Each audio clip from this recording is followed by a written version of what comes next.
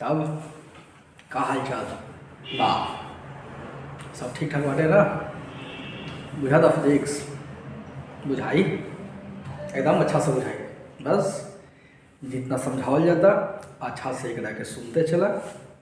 और description box में link दे दिया बाटे PDF के, जाके डाउनलोड कर ला और अच्छा से एक बार पढ़ाई कर ला, एकदम अच्छा से फिजिक्स हो गई। ठीक बा? तो पिछले क्लास में हमने क्या पढ़ रहे सर? धारिता के बारे में, संधारित्र के बारे में। ठीक बा? वही से रिलेटेड एक टॉपिक बाटे, थोड़ा एक पहले ख़त्म कर लिया फिर उन्हें कल बढ़ जाए। अच्छा चला, परावैद्युत पदार्थ का। परावैद्युत पदार्थ का होला ना एक तरह के कुचालक पदार्थ होला, विद्युत रोधित पदार्थ होला। अच्छा, जौना कि ऐसे तो विद्युत धारा यदि प्रवाहित कल जाए ना तो प्रवाहित ना हो, लेकिन जैसे ही ओकरा के हम कोनो विद्युत क्षेत्र में रख दें तो ओकरा अंदर वैद्युत प्रभाव उत्पन्न हो जाए। यही तरह के पदार्थ के कौन पदार्थ कहल जाला? परावैद्युत पदार्थ। देख लीजिए, लिख गई बा परावैद्युत पदार्थ वे विद्युत रोधी पदार्थ हैं जो अपने में से विद्युत को प्रवाहित नहीं होने देते किंतु विद्युत प्रवाह का क्या करते हैं? प्रदर्शन करते हैं। इनमें मुक्त इलेक्ट्रॉन नहीं होते हैं, ये विद्युत क्षेत्र में रखे जाने पर क्या हो जाते हैं? ध्रुवित हो जाते हैं। ध्रुवित का मतलब क्या होता है बताते हैं, कुछ देर थोड़ा सा वेट कीजिए। अब देखिए, जो परावैद्युत पदार्थ होते हैं ये दो तरह का होते हैं। एक को बोलते हैं हम लोग क्या? ध्रुवीय परावैद्युत, और दूसरे को बोलते हैं अध्रुवीय परावैद्युत। ध्रुवीय परावैद्युत पदार्थ क्या होते हैं? देखिए, वे पदार्थ जिनके ध्रुवीय अणु में विद्युत क्षेत्र की अनुपस्थिति में भी क्या होता है? अस्थायी द्विध्रुव आघूर्ण होता है। द्विध्रुव आघूर्ण समझा दिए हम क्या होता है, ठीक है? परंतु परावैद्युत पदार्थ का परिणामित विद्युत द्विध्रुव की बात करें तो कितना होता है? शून्य होता है। इससे ही हम लोग क्या कहते हैं? ध्रुवीय परावैद्युत पदार्थ कहते हैं। क्लियर? मतलब ध्रुवीय परावैद्युत पदार्थ में आपको एक दो बात ध्यान रखना है कि इसमें क्या होता है कि अस्थायी द्विध्रुव आघूर्ण होता है। क्या होता है? अस्थायी द्विध्रुव आघूर्ण होता है। किंतु यदि हम परिणामी द्विध्रुव आघूर्ण की बात करें तो कितना होता है? शून्य होता है। इसको ही हम लोग किसके नाम से जानते हैं? ध्रुवीय परावैद्युत पदार्थ के नाम से जानते हैं। इसका एग्जाम्पल देख लीजिए, CO2, NH3, HCl इत्यादि। क्लियर? जो दूसरा होता है अध्रुवीय परावैद्युत होता है। नाम से स्पष्ट है, इसका द्विध्रुव आघूर्ण कितना हो जाएगा? शून्य हो जाएगा। तभी तो इसमें अ लिखा हुआ है ना, अ मतलब ना।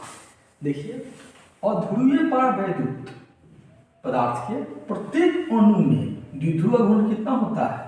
शून्य होता है। ठीक है? इसी तरह के पदार्थ का नाम क्या है? अध्रुवीय परावैद्युत। जब विद्युत क्षेत्र आरोपित किया जाता है तो अणु में प्रेरित विद्युत द्विध्रुव बन जाता है। जैसे मान लीजिए कि हम लोग यहाँ स्थायी स्थिति में है ना, कुछ देशभक्ति गाना जब सुनाया जाता है तो हम लोग एकदम नहीं पूरा तैनात हो जाते हैं कि हाँ हमें भी एक के छापल मिल जाए कि सीमा पर जाकर धुन धुन धुन पूरा क्या करें? दुश्मनों को ढेर कर दें। इसका मतलब पहले से तो ऊर्जा हमें नहीं थी, लेकिन जैसे ही देशभक्ति गाना सुनाया गया वैसे ही हमारे शरीर में क्या हो जाती है? ऊर्जा आ जाती है, हम लोग प्रेरित हो जाते हैं। ठीक उसी प्रकार से है ये आपका अध्रुवीय परावैद्युत, जिसमें तो हमारे द्विध्रुव की क्या मिलता है? शून्य मिलता है। किंतु जैसे ही इसमें विद्युत क्षेत्र अप्लाई किया जाता है वैसे ही इसमें क्या होता है? प्रेरित विद्युत द्विध्रुव उत्पन्न हो जाता है। ठीक है? जैसे क्या है? N2 है, O2 है। अब देखिए, परावैद्युत पदार्थ का क्या बताना है? ध्रुवण बताना है। इससे बताने से पहले थोड़ा सा इसको और आपको क्लियर कर देते हैं। देखिएगा,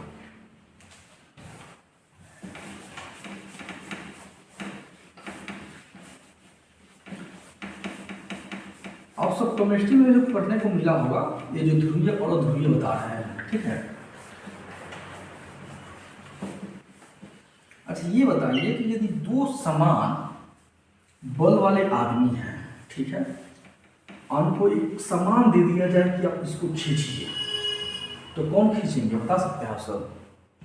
एक ही समान है ना, इसको हम भी खींच रहे हैं और कोई दूसरा व्यक्ति है उधर से भी खींच रहा है और दोनों आदमी समान बल से खींच रहे हैं, तो किधर जाएगा बताइए, सोचिए।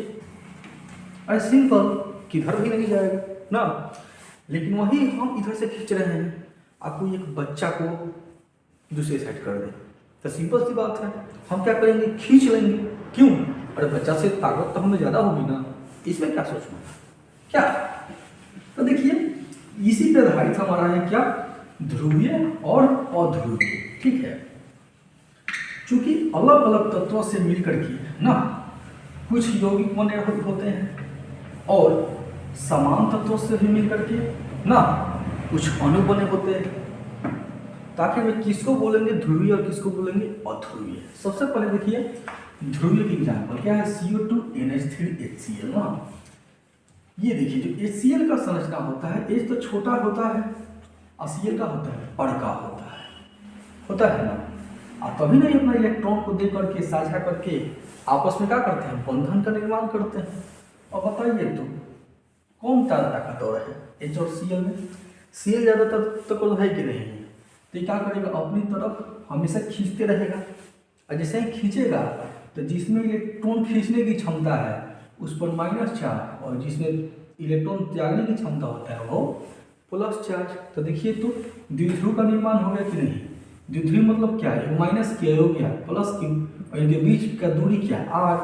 इसी को क्या बोलते हैं, द्विध्रुव बोलते हैं। आई बात समझ में। तो इस तरह से KCl क्या हो गया, ध्रुवीय अणु हो गया।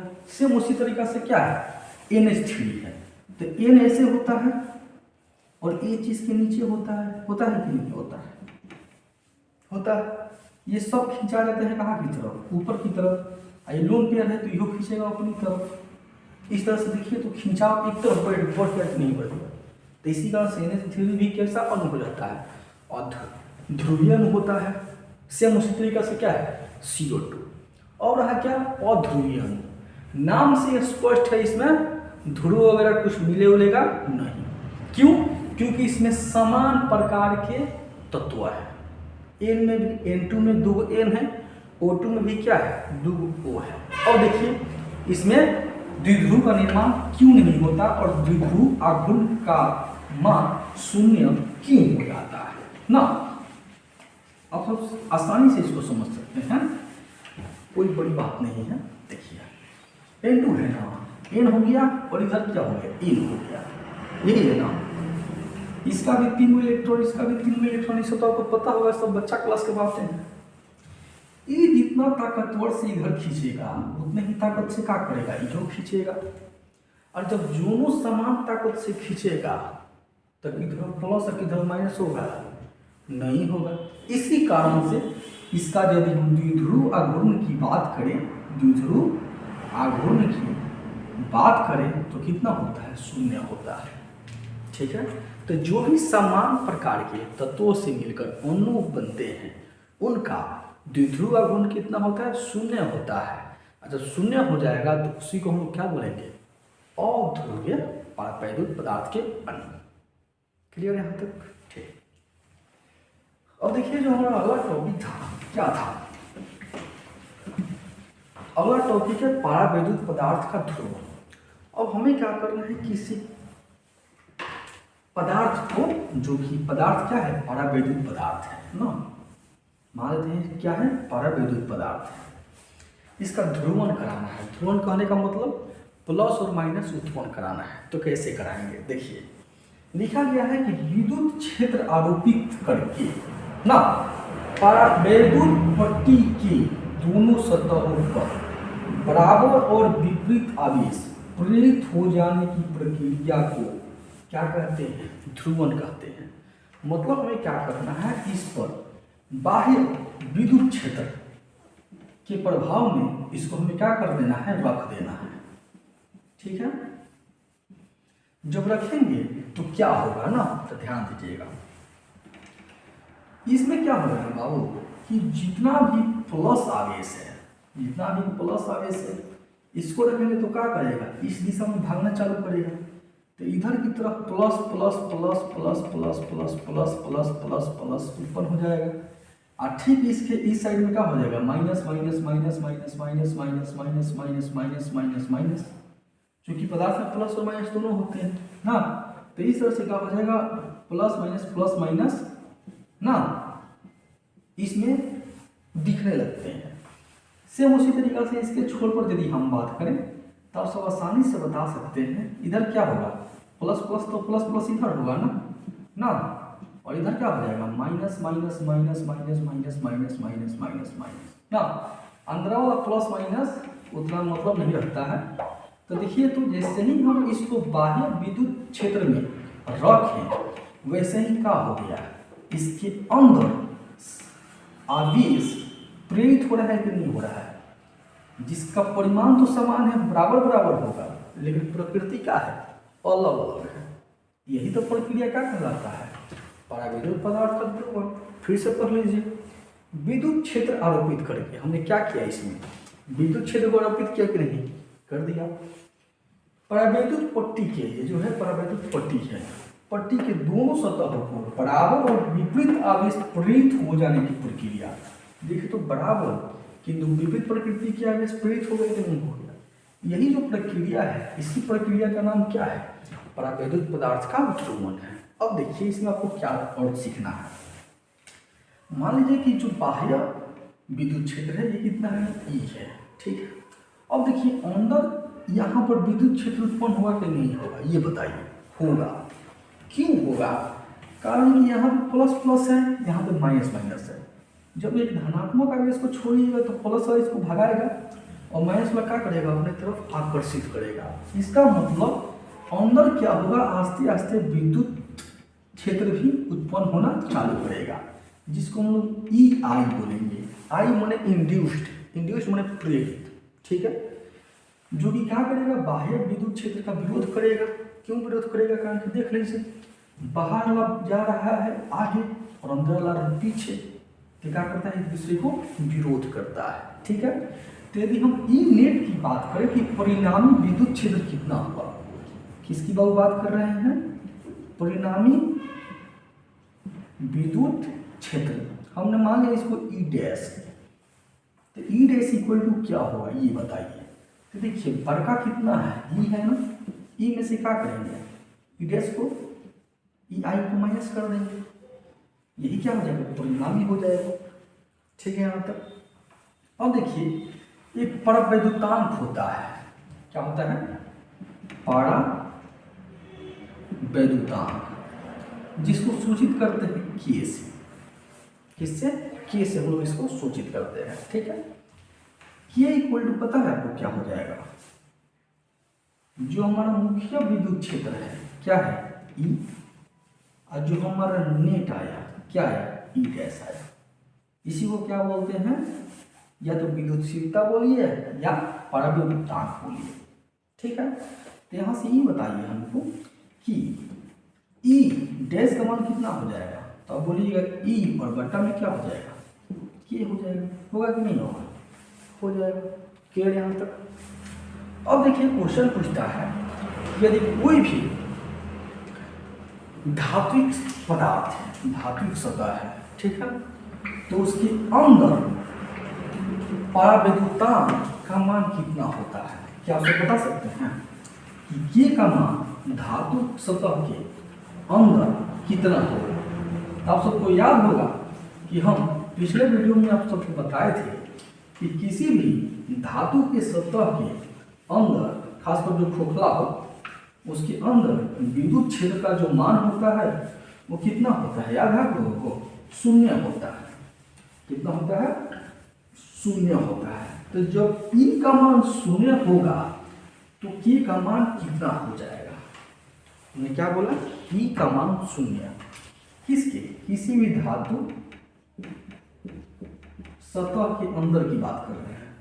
तो जब धातु सतह के अंदर बाबू ई का मान कितना होता है, 0 होता है। तो ई का मान बताइए 0 कब आएगा ना, ई का मान कितना, 0। ई कहने का मतलब क्या, जो इसमें परिणामी विद्युत क्षेत्र मिल रहा है, और परिणामी विद्युत क्षेत्र को किससे सूचित किए हैं, ई डैश से ना सूचित किए हैं, तो ई डैश का मान कितना हो जाएगा, 0 हो जाएगा। तो देखिए ई डैश का मान 0 होने के लिए ई डैश का मान 0 होने के लिए के का मान कितना होना पड़ेगा, इन्फिनिट। के का मान कितना होना पड़ेगा, इन्फिनिट। तो याद रखिएगा, जो धातु सतह के लिए परावैद्युतांक का मान होता है कितना होता है, इन्फिनिटी होता है। ऐसे भी आप समझ सकते हैं के ही न है, तो के इक्वल टू लोग क्या जानते हैं, ई बटा ई डैश, ई बटा ई डैश। ई क्या है, मुख्य विद्युत क्षेत्र है। ई डैश क्या है, परिणामी विद्युत क्षेत्र है। ई डैश का मान कितना हो गया, 0 हो गया। जो परिणाम है कितना हो गया, 0 हो गया। तो ई बटा 0 कितना हो जाएगा, अपरिभाषित। अर्थात धातु के सतह के अंदर जो हमारा परावैद्युतांक होता है उसका मान कितना होता है, अनंत होता है। क्लियर।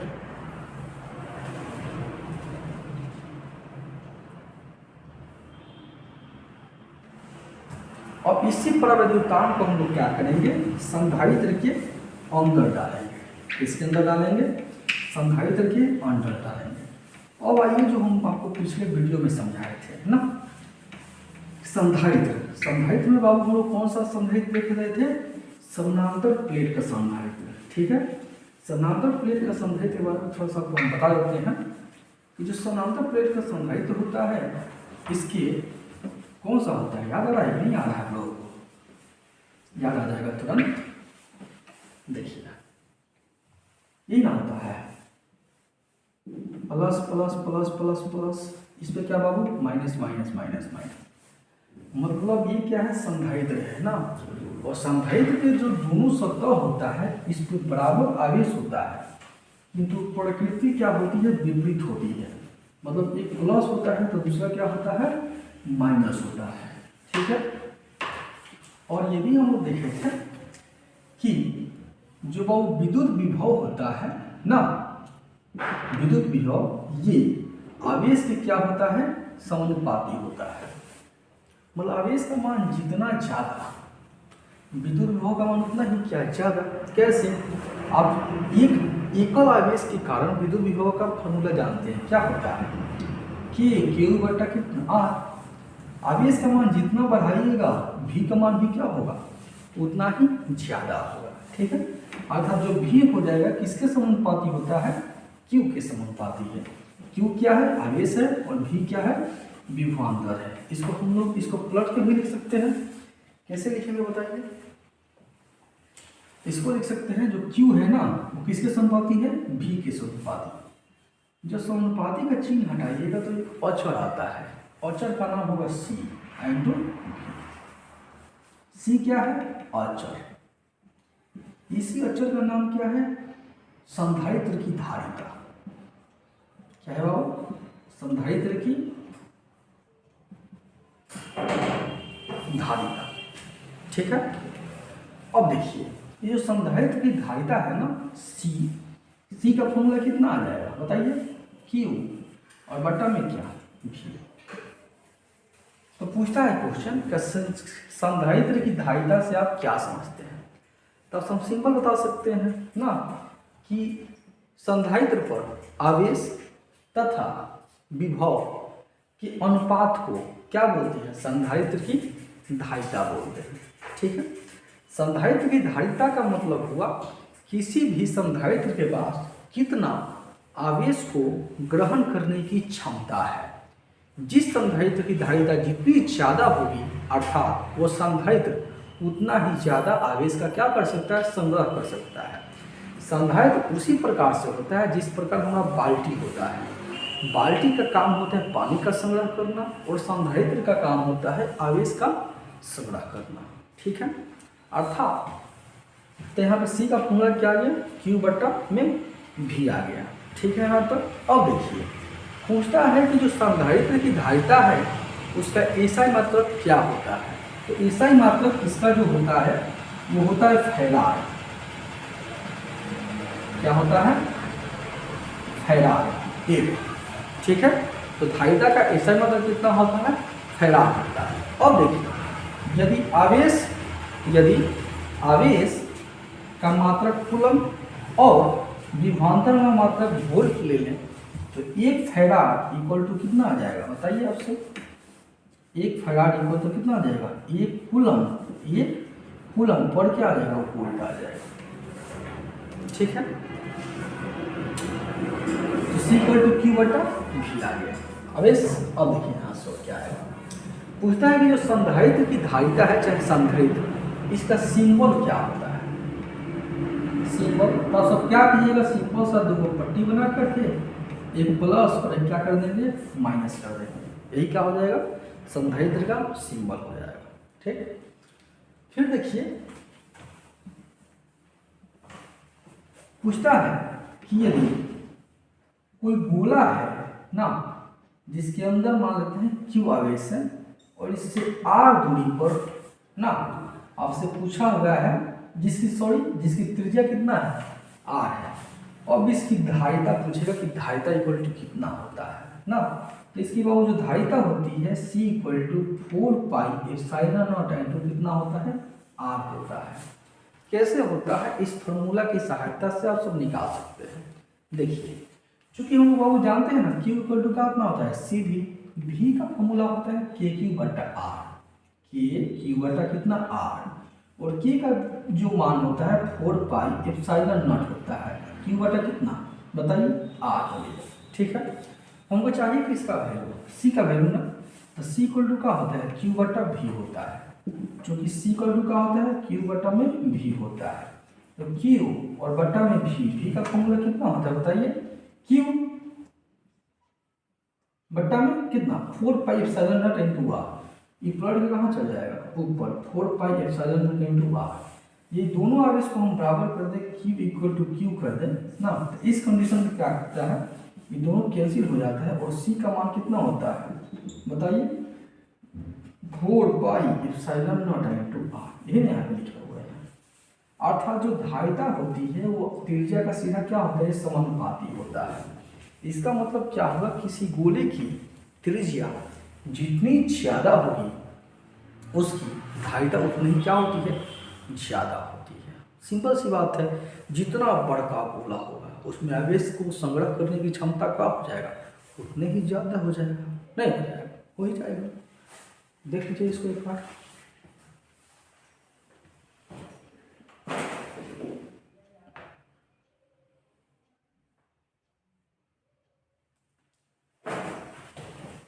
चलिए क्लियर हो गया यहाँ तक, तो चलिए हम लोग आगे बढ़ते हैं इसी में।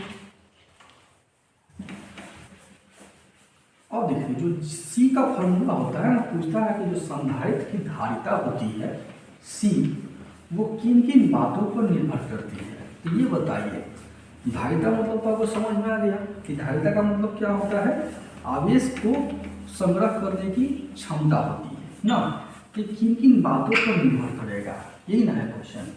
तो ये बताइए जो संधारित्र का प्लेट आप सब देख रहे हो, समानांतर प्लेट, क्या इसके क्षेत्रफल पर निर्भर करेगा कि नहीं करेगा, ये बताइए। तो आप सब खुद सोच बता सकते हैं, यस सर इसकी क्या होगा, क्षेत्रफल पर निर्भर करेगा। सतह का क्षेत्रफल जितना ज्यादा होगा उतना ही क्या होगा, आवेश के संग्रह करने की क्षमता ज्यादा होगी ना, तो होगी। तो अर्थात जो संधारित्र की धारिता हुआ वो किस पे निर्भर किया, प्लेट के क्षेत्रफल पर निर्भर किया। और बताइए, और आप सब बोलिएगा कि हाँ सर यहाँ पे जो इनकी बीच की दूरी है ना, क्या इस पर निर्भर करेगा कि नहीं करेगा, तो सब खुद सोच के बताइएगा। यस सर, संधारित्र की जो धारिता होती है ना, वो किस पर निर्भर करती है, इनके बीच की दूरी पर भी निर्भर करेगी। दूरी बढ़ेगा घटेगा तो आवेश की ग्रहण करने की जो क्षमता होगी क्या होती है, प्रभावित होती है। तो हमने क्या बता रखा था कि धारिता को प्रभावित करने वाले कौन कौन से कारक हैं, ठीक है। तो सबसे पहले बाबू जो होता है ना, ये किससे डिपेंड करता है बताइए, इसके क्षेत्रफल पर। ये साथ ही साथ ये जो माध्यम है ना, इसकी प्रकृति पर भी निर्भर करेगा, एप्सिलॉन नॉट, और बट्टा में क्या, दूरी अर्थात टी। इसकी संधारित्र की धारिता का फॉर्मूला क्या हो गया, ए एप्सिलॉन नॉट बट्टा क्या, टी। और क्वेश्चन पूछता है कि यदि हम दूरी को बढ़ा दें, मतलब डी का मान को यदि हम बढ़ाएंगे तो धारिता का मान क्या हो गया, सिंपल है, नीचे वाला का मान बढ़ रहा है ना, तो ऊपर वाला का मान क्या होगा, घटेगा। और दूरी के मान को यदि हम घटाएंगे तो धारिता क्या हो जाएगी, बढ़ेगी। यदि हम दूरी को दोगुना कर दें, दूरी को क्या कर दें, दोगुना कर दें, तो देखिए दोगुना जब करेंगे तो यहीं पर ना दोगुना करेंगे तो 2 यहाँ पे लिखेंगे, अर्थात सी जो हो जाएगा क्या हो जाएगा बताइए आप सब, तो आप सब खुद देखिए जो सी हो जाएगा वो आधा हो जाएगा, ठीक है। और यदि दूरी को हम आधा कर दें, कितना कर दें, आधा, तो आधा करेंगे तो डी बट्टा में 2 लिखेंगे, 2 प्लस कहाँ हो जाएगा, ऊपर चल जाएगा, अर्थात सी क्या हो जाएगा, दोगुना हो जाएगा। इस तरह से क्वेश्चन पूछ छाड़ा पर ऑब्जेक्टिव में, तो दूरी को दोगुना करने पर, चाहे आधा करने पर, चाहे 4 गुना करने पर, उसकी धारिता पर क्या प्रभाव पड़ेगा, तो आसानी से क्या कीजिएगा, इसको सॉल्व करके बता दीजिएगा, ठीक है। अब देखिए ये तो इस समय जो हमारे माध्यम में क्या है, हवा है, और यदि हवा छोड़ करके दूसरा कोई माध्यम आ जाए, दूसरा कोई माध्यम आ जाए ना, तो सब क्या करते हैं, एप्सिलॉन नॉट में एप्सिलॉन आर से गुना कर देते हैं, तब सी का जो फॉर्मूला हो जाएगा कितना हो जाएगा, A epsilon naught epsilon R बटा में क्या है, डी हो जाएगा। आप सबको ये भी पता है कि एप्सिलॉन आर का जो मान होता है 1 से क्या होता है, ज़्यादा होता है, अर्थात पानी छोड़कर यदि कोई माध्यम संधारित्र के अंदर आता है ना, तो उसकी धारिता क्या होती है, बढ़ जाती है। क्यों, क्योंकि 1 से ज़्यादा ना, 2 आएगा तो क्या करेगा, दोगुना कर देगा, 3 आएगा तो तिगुना कर देगा, क्लियर। मतलब संधारित्र के अंदर यदि हम कोई भी पदार्थ डाल दें, चाहे इनकी बीच की दूरी को क्या करें, कम कर दें, तो उनकी धारिता क्या होती है, बढ़ जाती है। अब हम लोग देखेंगे कि क्या होगा यदि संधारित्र के अंदर किसी परावैद्युत पदार्थ को डाल दिया जाए तब, ठीक है। इसीलिए आपको हम सिखा दिए अभी कि परावैद्युत पदार्थ क्या होता है, ताकि अब आप लोगों को दिक्कत नहीं होगा परावैद्युत पदार्थ को समझने में, नहीं होगा, देखिए कोई दिक्कत नहीं होगा। देखिए थोड़ा इसको हटाएं अच्छे से,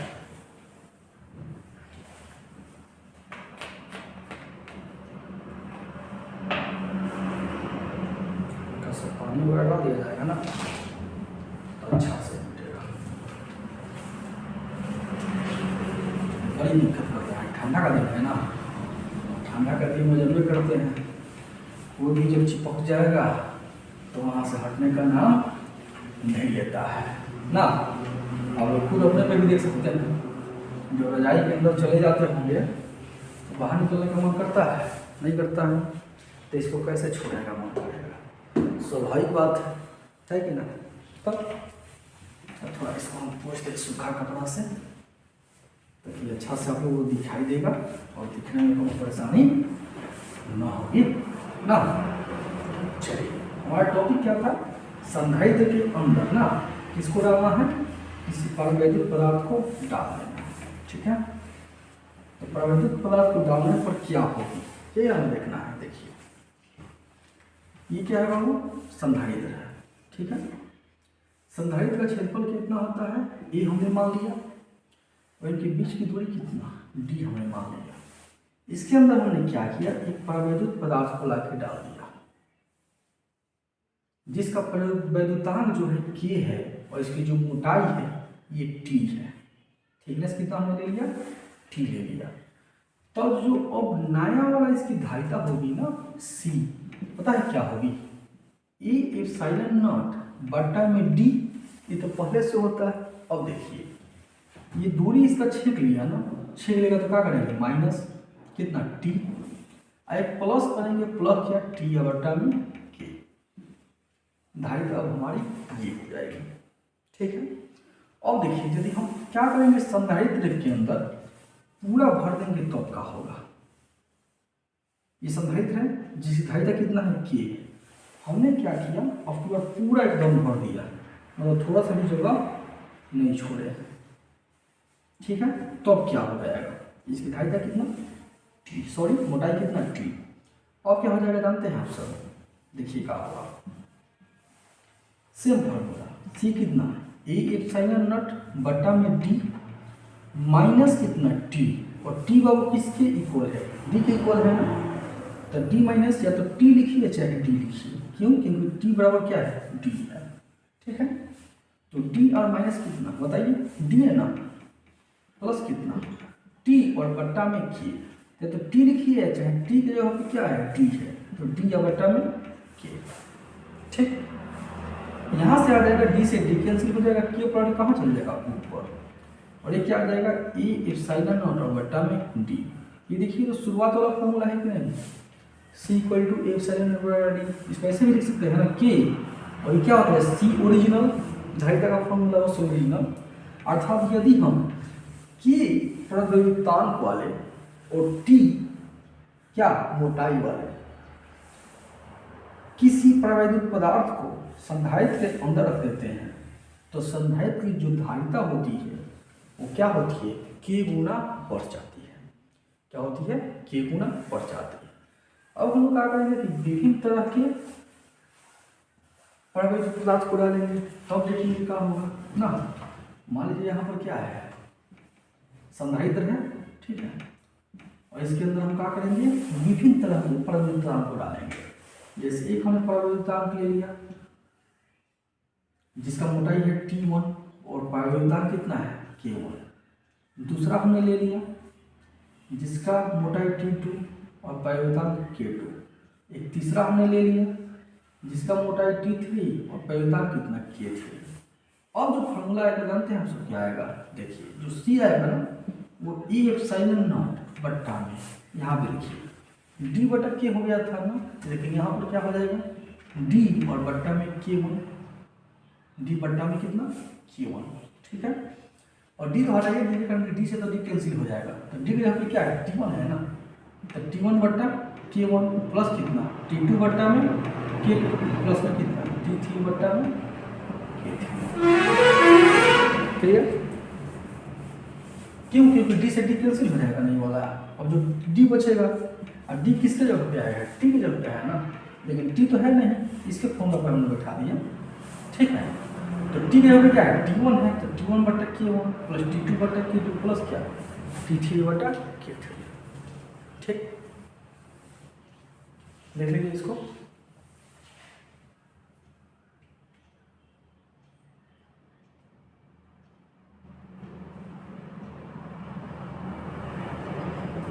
क्लियर, अब हम लोग क्या करेंगे बाबू कि संधारित्र जो है ना इसको जोड़ना चालू करेंगे। ठीक है, 2-3 संधारित्र को मिला करके संयोजन करेंगे और उससे प्राप्त व्यंजक जो होगा उसको हम लोग लिखेंगे। ठीक है, ये सब देखिएगा, ये सब क्वेश्चन पूछता ऑब्जेक्टिव वगैरह में, इसीलिए आपको हम बताते चलते रहे हैं। और चूँकि रिविजन क्लास है ना हमारा, इसीलिए थोड़ा शॉर्ट में ही बता रहे हैं।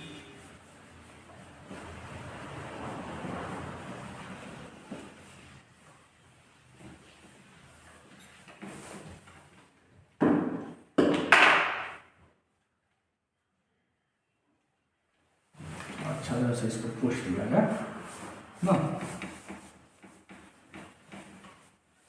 देखिए हम क्या देख रहे हैं, संधारित्र का समूह, संधारित्र का समूह।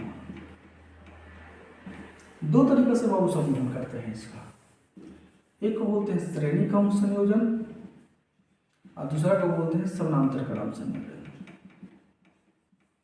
पहला श्रेणी क्रम में हम लोग क्या करते हैं, श्रेणी क्रम संयोजन में हम लोग क्या करते हैं, तो 2-3 को उठा कर आइए, ये ना है, एक ये संधारित्र और एक ये संधारित्र, यही ना, इसको हम क्या करेंगे, एक भी विभवांतर के बैटरी के साथ जोड़ देंगे।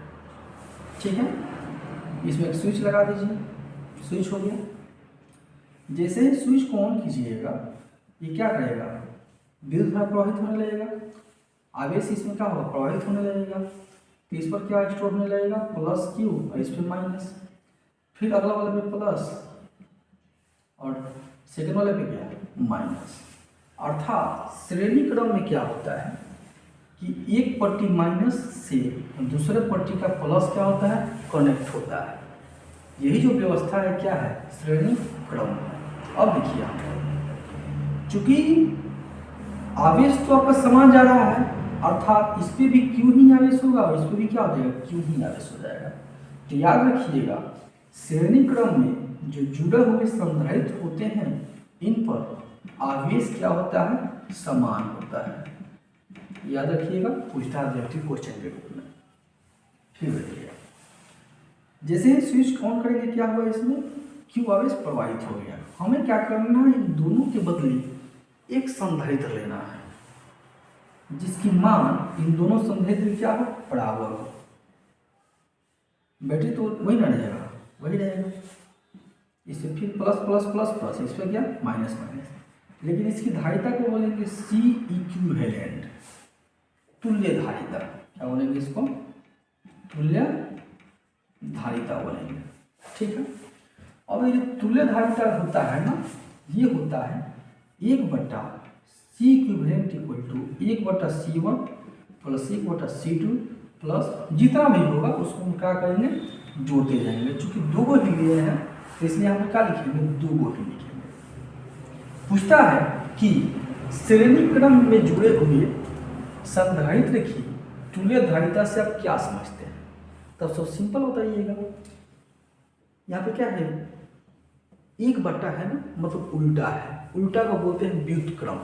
तो आप सब क्या बताइएगा कि श्रेणी क्रम में जुड़े हुए संधारित्र की जो तुल्य धारिता का व्युत्क्रम होता है वो प्रत्येक धारिता के व्युत्क्रम के योगफल के बराबर होता है।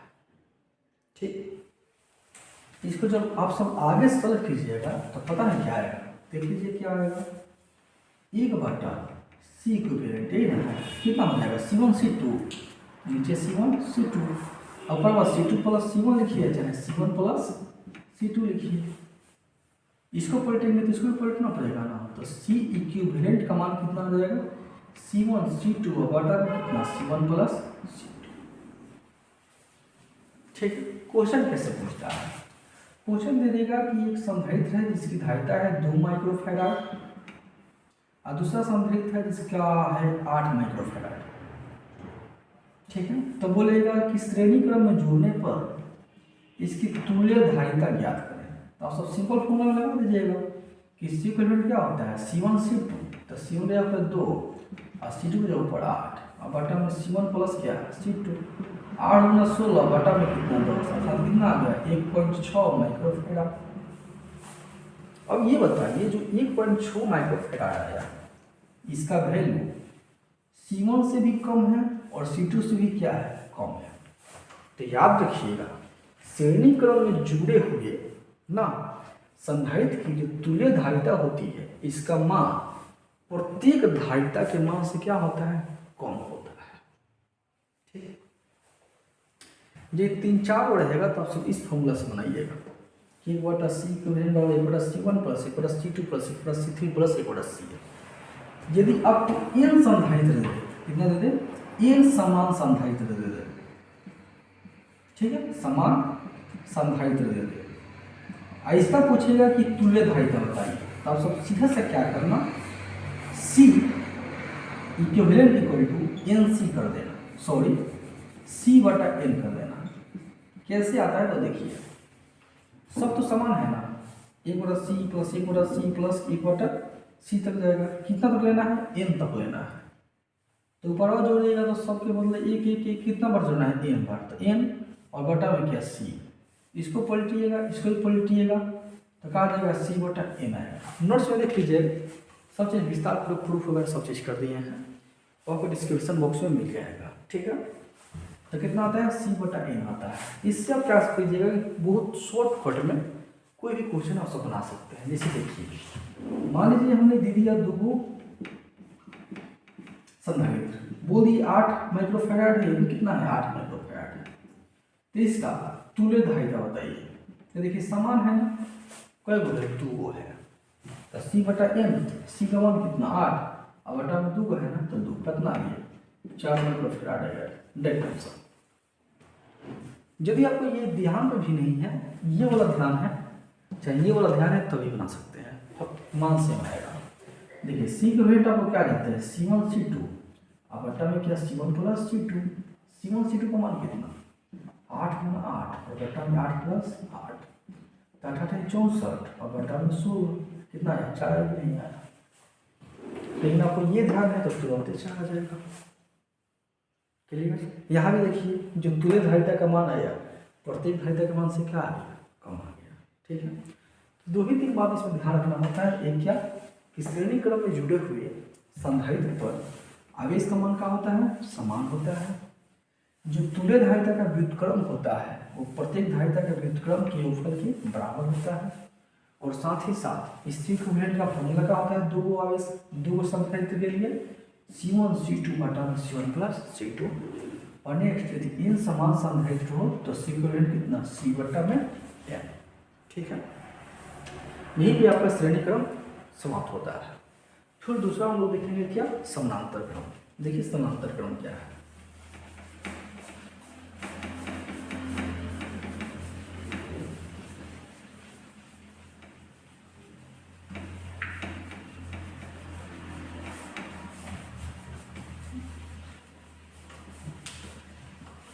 समांतर क्रम जो होता है ना, उसमें हम लोग क्या करते हैं कि प्लस को प्लस के साथ और माइनस वाला जो पट्टी होता है उसको माइनस के साथ जोड़ते हैं। अब वो जो प्रक्रिया हुआ ना, उसी प्रक्रिया को क्या बोलते हैं, समांतर क्रम संयोजन। देखिए क्या होता है, जैसा कि हमने बोला वैसा ही क्या करेंगे, जोड़ देंगे। जोड़ दीजिए, थोड़ा सा चाहिए, फिर जोड़ते रहेंगे।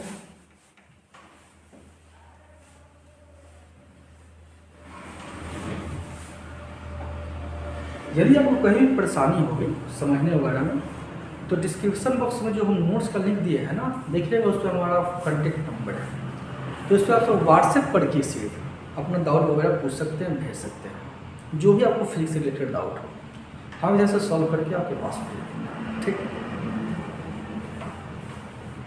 अब देखिए संधारित्र का क्या करना है, समूह। दूसरा ना कौन सा क्रम, समानांतर क्रम।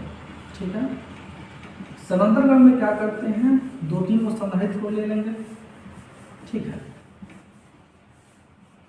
ले लिए सबको, plus minus plus minus plus minus, ये सब को क्या करेंगे, जोड़ देंगे, प्लस को प्लस के साथ माइनस को माइनस के साथ। यही प्रक्रिया क्या हो जाएगा, समानांतर क्रम हो जाएगा। ठीक है, अब इसको हम क्या करेंगे, बैटरी के साथ जोड़ देंगे, बैटरी का विभवांतर भी। ठीक, अब देखिए चूंकि सबका तो बिंदु समान है ना, बिंदु ए बिंदु बी, ए और बी में क्या किया है, तार की सहायता से हमने बैटरी को भी जोड़ा है, विभवांतर जिसका भी। ऐसी तार के छोर पर हमने तीन संधारित्र को भी जोड़ दिया है। अर्थात इस तरह से जुड़े हुए जो संधारित्र का विभव जो होगा ना, ये क्या होगा, समान होगा। और श्रेणी क्रम में क्या होता है, आवेश का मान समान होता है। ठीक, अब देखिए जैसे ही इसमें हम Q आवेश जाएगा तो इसमें क्या आ जाएगा, Q1 जाएगा, इसमें क्या आ जाएगा, Q2, इसमें क्या, Q3। अर्थात तीनों संधारित्रों में क्या होता है, अलग अलग आवेश जाता है। और जो अलग अलग आवेश जाएगा तो इसका पता है फॉर्मूला क्या होता है, C इक्विवेलेंट, मतलब क्या, तीनों के बदले एगो यदि बदलेंगे तब होगा तो C1 प्लस C2 प्लस कितना, C3। तीन को है तो तीन को धारिता में मान लिया C1 C2 और कितना, C3। क्वेश्चन दे देंगे, मान लीजिए कि C1 का मान 3 माइक्रोफैराड है, C2 का मान 4 माइक्रोफैराड है, तो C इक्विवेलेंट बताइए जब इसको श्रेणी समानांतर क्रम में जोड़ा जाता है तो कितना हो जाएगा, C1 प्लस C2, 4 3 7 कितना, माइक्रोफैराड। अब देखिए जो समानांतर क्रम में जुड़ा हुआ संधारित्र होता है, इसकी तुल्य धारिता प्रत्येक संधारित्र की धारिता से क्या होता है, ज़्यादा होता है। और श्रेणी क्रम में क्या होता था, प्रत्येक से कम होता था, लेकिन समानांतर क्रम में प्रत्येक से क्या होता है, ज़्यादा होता है। ठीक, साथ ही साथ यदि हम n समान संधारित्र ले लें जिसकी धारिता जो है कितना है, C, तो जो तुल्य धारिता होगी ना, ये क्या हो जाएगा, NC हो जाता है। C कितना हो जाएगा, एक बार तो कितना हो जाएगा, NC हो जाएगा। कैसा हो जाएगा, आप सब सिंपल समझ सकते हैं इसको। इसमें क्या देगा, देखिए यहाँ C को लेना तो C प्लस कहाँ तक, N तक ना। ये बताइए यदि हम 2 को 2 बार जोड़े तो कितना आ जाएगा, 4। 2 को यदि हम 3 बार जोड़े तो सिंपल का लिख दीजिएगा, बताइए। 2 कई बार है, 3 बार ना, तो 3 गुना 2 कितना आएगा, 6 आएगा कि नहीं। 2 यदि 5 बार है, कितना बार है, 5 बार, तो कितना है, 5 गुना कितना, 2, 10 आ जाएगा। सेम सी कितना बार है, n बार है, तो n है तो कितना, सी, ये सी, ठीक है। और देखिए ऑब्जेक्टिव क्वेश्चन में क्या पूछता है, ऑब्जेक्टिव क्वेश्चन में आपको दे देगा कि जो संधारित्र होता है ना श्रेणी क्रम और समानांतर क्रम में जुड़े हुए संधारित्र की तुल्य धारिता का अनुपात पूछेगा, ठीक है। कब, इन समान संधारित्र के लिए, तब सबको हम इसको पहले बताए थे कि यदि श्रेणी क्रम होगा तो इसकी जो तुल्य धारिता सी इक्विवेलेंट होता है ना, वो क्या होता है बताइए, सी बटा एन होता है। और समानांतर क्रम में आपके सामने है, क्या होता है, C equivalent equal to N C होता है। और जिसको ऊपर का है उसको ऊपर रख दीजिएगा, और जिसको नीचे का है उसको क्या कीजिएगा, नीचे रखिएगा। देखिए लाइट रख दिया। चलिए मिलते हैं हम लोग नेक्स्ट वीडियो में, ठीक है, समझा देंगे वहाँ।